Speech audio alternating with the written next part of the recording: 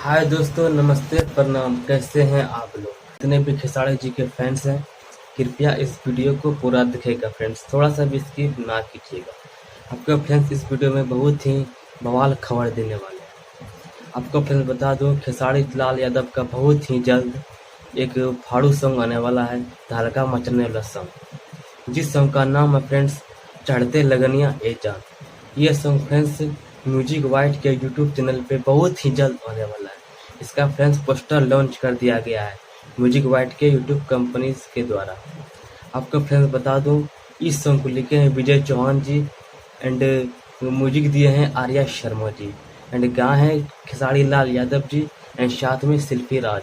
आपको फ्रेंड्स बता दूं, ये सॉन्ग फ्रेंड्स आज या कल तक में इस सॉन्ग को रिलीज कर दिया जाएगा म्यूजिक वाइट के यूट्यूब कंपनी पे।